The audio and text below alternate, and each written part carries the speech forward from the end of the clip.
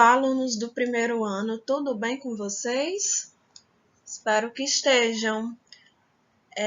A nossa última aula foi há umas 2 a 3 semanas atrás, né? Antes daqueles trabalhos que foi solicitado. E aí eu dei início a esse capítulo 3. E hoje eu vou apenas continuar, mas primeiro eu vou fazer a correção coletiva que eu passei na aula passada, tá certo? Portanto, para que vocês acompanhem a correção, por favor, abram os seus livros na página 81 e 82. Pronto, começa na quarta questão. Quais dos seguintes itens costumam ser encontrados em maior quantidade nos rótulos de alimentos considerados junk food?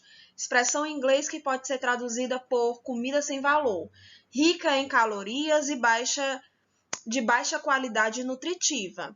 Assinale todas as alternativas que julgar corretas. No caso, a questão está pedindo para assinar, né? Circular as opções que sejam de baixo valor nutritivo, tá? Que a gente deve comer em pouquíssimas proporções. No caso, letra A, as proteínas, elas são as carnes, de modo geral, carne vermelha, carne branca, peixes, ovos, leites e derivados. Todos esses alimentos são ricos em proteínas, portanto, tem um alto índice de nutrição, né? Então, essa não pode assinalar, porque a gente precisa desse nutriente, tá? Letra B, gordura trans, que, por sinal, foi tema do trabalho que eu pedi para que vocês fizessem, né? Gordura trans. O que é que significa essa sigla trans, né? Significa trans de transformação. É uma gordura transformada, né? Quando aquele alimento chega nas fábricas, nas indústrias, eles modificam aquele tipo de gordura para poder o alimento ficar mais, digamos que gostoso, né? Para dar uma crocância maior naquele alimento. Como, por exemplo, um alimento muito rico em gordura trans são aqueles salgadinhos de pacote, né? Aquelas batatas, Ruffles, né? Aqueles outros salgadinhos de pacote como Cheetos. Então, são muito ricos em gordura trans. É péssimo para a saúde, muito ruim mesmo. Então, essa aí a gente vai ter que assinalar, né? Coloquem um X ou circula, enfim. Vitamina C, que eu falei na aula passada. Vitamina C é muito importante porque tem um nutriente chamado ácido ascórbico que serve para várias coisas no nosso corpo. A vitamina C, ela está presente nas frutas cítricas, como acerola, limão, laranja, e é muito importante para a gente. A gente precisa se alimentar de vitamina C. Aula passada, eu falei para vocês que existem doenças por falta de vitaminas, que são a avitaminoses, e existem doenças pelo excesso de vitaminas, que são a hipervitaminoses. No caso, a gente falou na aula passada uma avitaminose por falta da vitamina C, né, que causa uma doença chamada escorbuto. Causa fraqueza, sangramento na gengiva, né? Então, a falta dessa vitamina C causa uma doença chamada escorbuto. Então, a vitamina C a gente não vai assinalar, porque ela é muito importante para a gente. A letra D é um nutriente chamado sódio. O que é sódio? É nada mais, nada menos que o sal, né? E a gente sabe que o sal, em pouquíssimas quantidades, é muito bom para a nossa saúde. Nosso organismo precisa do sódio para vários funcionamentos, né? No nosso corpo. E aí, o que faz mal é o alto índice de sódio. Mas a gente sabe que tem vários alimentos que ultrapassam a quantidade de sódio que a gente deve ingerir diariamente, né? Então, sim, o sódio faz muito mal para a gente. E existem vários alimentos que ultrapassam a quantidade de sódio. Então, a gente vai assinalar, sim. A letra E é o amido, né? O que é o amido? A gente vai falar nessa aula, hoje ainda, o que é o amido, né? O amido é um tipo de carboidrato que a gente também deve comer em pouquíssima proporção, porque ela não é assim imprescindível para o nosso funcionamento. A gente precisa, porque é um tipo de reserva energética, mas em poucas proporções também, tá certo? Então, a gente vai assinalar a letra B, D e E, tá certo? Quinta questão. Com relação ao glicogênio e à celulose, pode-se afirmar que...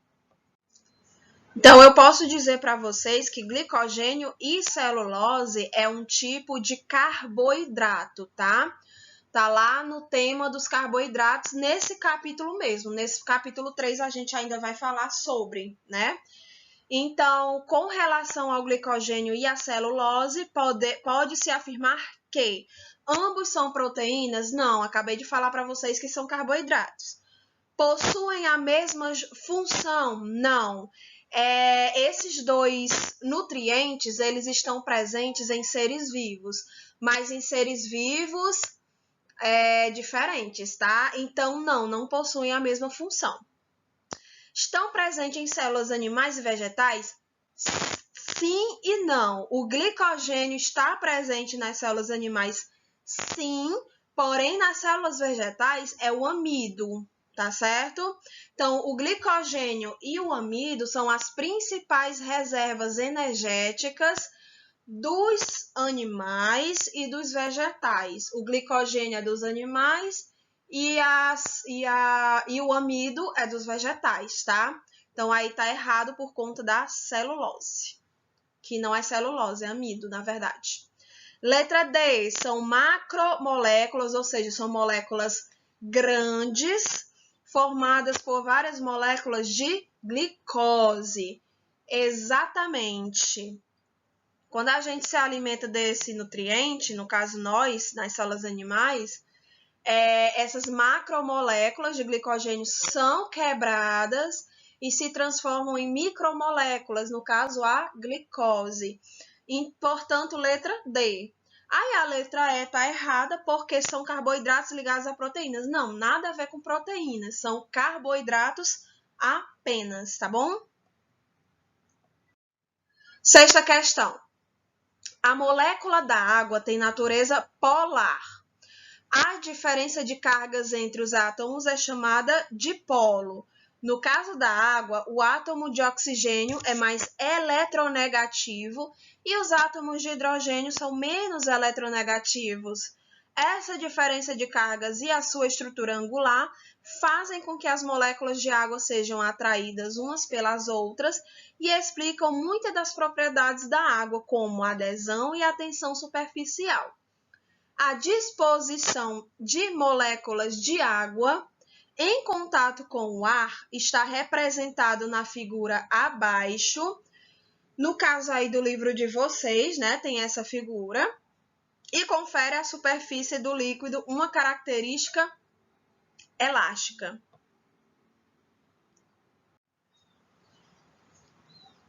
A tensão superficial está diretamente ligada à capacidade de alguns insetos de andar sobre a água parada, como em lagos ou poças de água. Assinale a alternativa que melhor explica esse fenômeno. Na aula passada, eu expliquei todos os fenômenos pertencentes à água, né? E aí, no próximo slide, eu vou aqui dizer qual é a resposta certa, né? Explicar, enfim. E aí, no próximo slide, eu vou mostrar todas as capacidades que a água tem, que eu falei na aula passada, só para revisar, para vocês entenderem essa questão, tá certo? Então, vamos lá. A tensão superficial está diretamente ligada à capacidade de alguns insetos de andar sobre água parada, como em lagos ou poças de água. Assinale a alternativa que melhor explica esse fenômeno. A letra C, no caso, como vocês já estão vendo aí, né? A característica elástica da superfície de uma água tem a capacidade de sustentar o inseto, que é leve o suficiente para se manter sobre a superfície. No caso aqui, a gente vai recapitular a aula passada que eu expliquei tudo sobre algumas coisas sobre essa questão, né, que a gente acabou de ver, para que vocês entendam e para quem assistiu relembrar, né? Então, primeiramente, as moléculas são polares, como nessa questão disse, né, no comecinho, ela diz que as moléculas da água são polares. O que é que isso quer dizer? São aquelas que apresentam polos, tanto positivos quanto negativos, e unem-se por meio desses polos. Ou seja, polo positivo de uma molécula liga-se ao polo negativo da outra molécula. Ou seja, é por isso que a água tem a capacidade de se ligar a várias outras substâncias, justamente por causa da sua polaridade. Ela tem a capacidade de se unir a outros elementos. No caso da água, o oxigênio se une ao hidrogênio, certo? Então, a água é polar, né? A água tem o poder de adesão também. O que é adesão? Ela adere a outras moléculas. Isso pode ocorrer graças à sua polaridade. E a água tende a atrair e ser atraída por outras moléculas polares. A água tem o poder de coesão. O que é isso? As moléculas de água estão unidas através de pontes de hidrogênio, ou seja, é a capacidade que uma substância tem de permanecer unida, resistindo à separação. No caso, as moléculas de hidrogênio, aliás, as moléculas da água se unem, que é o H2O, e formam uma ponte, né? Resistindo à separação. E a água tem o poder de tensão superficial. É um fenômeno que ocorre nas superfícies de líquidos, como água, formando uma fina película. É justamente por esse motivo, que os insetos conseguem ficar em cima delas, né? É devido a essa propriedade que observamos o fenômeno de formação de uma gota. Por conta disso, também é possível que os insetos caminhem sobre a água. Então, a água ela tem o poder de tensão superficial, coesão e adesão, né? Então, vamos ver aqui as figuras seguintes. Tá aí um exemplo da coesão, que é a gota d'água, né? As moléculas de água que estão unidas através das pontes de hidrogênio é chamada de coesão, que é a capacidade que uma substância tem de permanecer unida, resistindo à separação. Podemos observar uma coesão em uma gota de água sobre uma superfície, formando uma espécie de película resistente, pois as moléculas estão fortemente aderidas umas às outras. E aí, quando essa gota se rompe, é quando as pontes de hidrogênio se quebram, né? Chega uma hora que a gota se rompe, né? E a tensão superficial, que é quando o inseto pousa em cima da superfície da água, do jeito que está aí a foto, e ele não consegue afundar. graças à polaridade, o poder de polaridade que a água tem, né? A água ela pode atrair várias outras moléculas e permitir que haja um fenômeno que é justamente esse, né? Essa tensão superficial.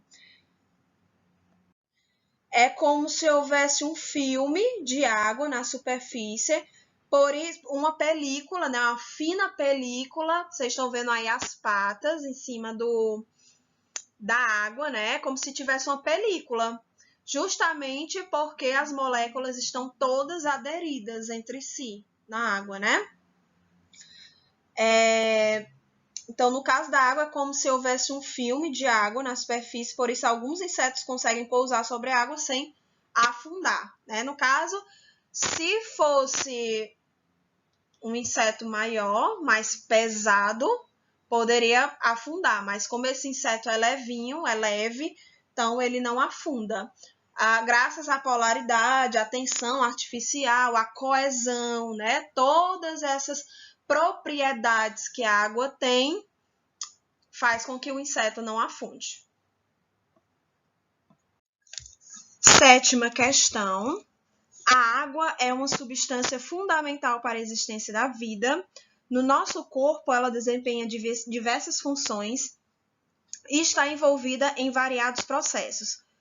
Considerando seus diferentes papéis, assinale a alternativa que relaciona incorretamente uma propriedade da água com um processo fisiológico humano. Então, da A até a E, 4 estão corretas e uma incorreta. A letra A, o suor eliminado pela pele ajuda no controle da temperatura corpórea. Ok, tudo certo. A B, a dissolução de íons, como que ocorre nos sais minerais, está relacionada ao fato de a molécula de água ser polar? Ok. A manutenção da temperatura corpórea está também relacionada ao alto calor específico da água? Ok. A grande capacidade de dissolução da água, que também é conhecida como solvente universal? Ok, falei na aula passada sobre solvente universal, né? E a letra E, a força de adesão entre as moléculas de água que leva ao fenômeno da capilaridade explica o fluxo sanguíneo pelo corpo por meio dos finos vasos que irrigam nossos órgãos. Essa questão aí da capilaridade, que também é uma outra função da água, que no caso, é quando quando a água sobe em finos tubos, né? Finos vasos muito finos, desafiando a lei da gravidade. Água não, né? O líquido, qualquer líquido. Eu até falei para vocês na aula passada, citando o exemplo da planta, né? A planta, a raiz das plantas, elas sugam águas e sais minerais e através de finos tubos que ficam no caule, essa água e sais minerais sobem graças à capilaridade, né? Ela sobe de baixo para cima, desafiando a lei da gravidade, né? Então, ela sobe graças à capilaridade e leva água e sais minerais para as partes altas da planta, né? Folhas, flores e frutos. Então, a capilaridade é isso. Aí, a letra E tem um outro exemplo da capilaridade, né? Que explica o fluxo sanguíneo pelo corpo por meio dos finos vasos, né? Que irrigam os nossos órgãos. No caso aí, a letra E, ela não está incorreta, ela está incompleta, né? Porque faltou a adesão. Aliás, tem a adesão aí, a força de adesão e a força de coesão também. No caso, ela estaria correta se fosse assim: a força de adesão e de coesão entre as moléculas de água que leva ao fenômeno da capilaridade e aí sucessivamente. Então, ela está faltando só a parte da coesão, tá certo? Então, letra E. Oitava questão, tem um gráfico, né, na questão aí de vocês. Atualmente existem no mercado diversas opções de leite para o consumo humano. O gráfico a seguir compara 4 dessas opções de acordo com o teor de lipídios. Aí a gente vai interpretar o gráfico, né, que está na página... Deixa eu ver aqui, está na página 82, né? Aí tem 3 gráficos e 4 quadrados, né? O azul é colesterol, o amarelo, gordura insaturada, vermelha, quadradinho vermelho, gordura saturada, e o quadradinho verde é um nutriente chamado ômega. Tudo isso daí nós vamos ver nesse mesmo capítulo, né? Mais à frente, na parte de lipídios, né? Que é gordura. E aí é só a gente interpretar esses gráficos, né? Aí aqui tem o leite semidesnatado com ômega, leite desnatado, leite semidesnatado e leite integral. A gente sabe que a diferença desses leites, né, integral, semidesnatado e desnatado, é o fato de que uns têm poucas gorduras, né? O integral tem muita gordura, o semidesnatado já é reduzido de gordura e o desnatado é que não tem nenhuma gordura, né? Mas qual é o teor do leite? O que é que tem no leite que aumenta e diminui essa gordura? No caso, a nata, né? Aí aqui nós temos a letra B. A retirada da nata diminui a quantidade de lipídios no leite. É só uma questão de interpretar o gráfico, né? Certo? E aí a gente vai falar um pouquinho sobre os carboidratos, que está no livro de vocês na página 73. O que são os carboidratos? Eles são também chamados de açúcares, glicídios ou hidratos de carbono. Eles podem ser divididos em 3 grupos: monossacarídeos, disacarídeos e polissacarídeos. Os carboidratos monossacarídeos são os açúcares simples. Os disacarídeos são açúcares formados pela união de 2 monossacarídeos. E os polissacarídeos são carboidratos formados pela união de vários monossacarídeos. E aí a gente começa com os monossacarídeos. São os glicídios mais simples. Para os organismos, os principais monossacarídeos são as pentoses e as hexoses. Eu não sei se vocês já viram genética, né? Mas nessa parte da genética da biologia, a gente estuda pentoses e hexoses, que estão justamente no RNA e no DNA, tá? Eu coloquei uma foto aí para vocês terem noção onde é que essas pentoses e essas hexoses existem, tá? Pentoses é no RNA e hexoses é no DNA, são açúcares, tá? Que compõem o nosso material genético para fazer inúmeras reações químicas, tá certo? E é o que forma aí essa fita, né? Vocês estão vendo aí, ó, esqueleto de açúcar. Olha aí, viu? Entre as pentoses existem 2 particularidades importantes: a ribose e a desoxirribose. Elas constituem o ácido nucleico, respectivamente RNA e DNA, como eu acabei de falar, né? Existem também a glicose, a frutose e a galactose, importantes fontes de energia para os seres vivos. Disacarídeos são formados pela união de 2 monossacarídeos, a sacarose e a lactose. A sacarose é o açúcar da cana-de-açúcar e é um disacarídeo formado pela união da glicose com a frutose, né? No caso, o disacarídeo é formado por 2 monossacarídeos. Quais são? A glicose e a frutose. Elas unem-se e formam a sacarose, que é o açúcar que está na cana-de-açúcar.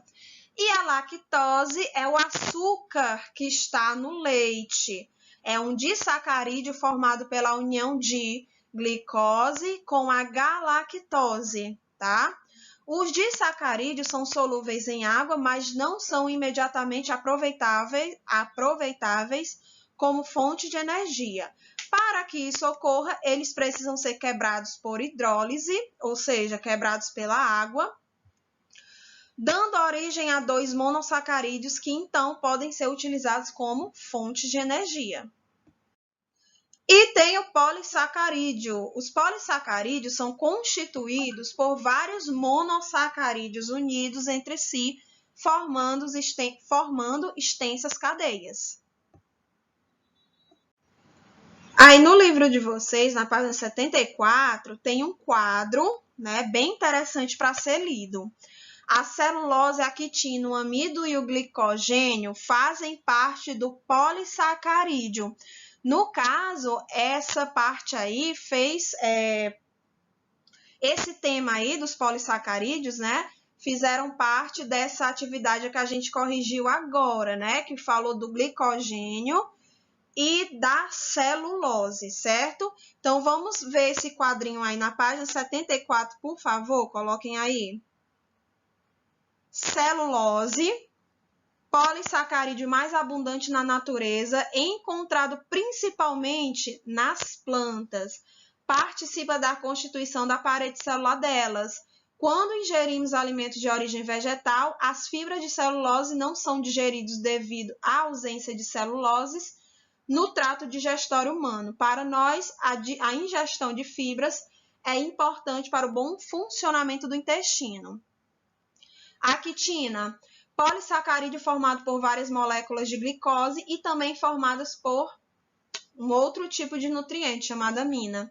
Ocorre na parede celular dos fungos e no exoesqueleto de artrópodes, como insetos, aranhas e crustáceos, né? É aquela capa, né, que tem neles, por exemplo, na barata, né? Aquela parte durinha da barata, né, que fica em cima, formada de quitina. No caso também do caranguejo e do camarão, né? Aquele esqueleto que fica fora, que vocês têm que quebrar para comer dentro, aquilo também é formado de quitina, né? Amido ocorre nas plantas e em certas algas, tem função de reserva energética, né? E o glicogênio, encontrado nos fungos e nos animais, tem função também de reserva. É a nossa principal reserva energética, o glicogênio. E o amido é a principal reserva energética das plantas, tá? E é isso, gente. A nossa aula chegou ao fim. Espero que vocês tenham entendido. Espero que vocês tenham gostado também, tá? Até a próxima!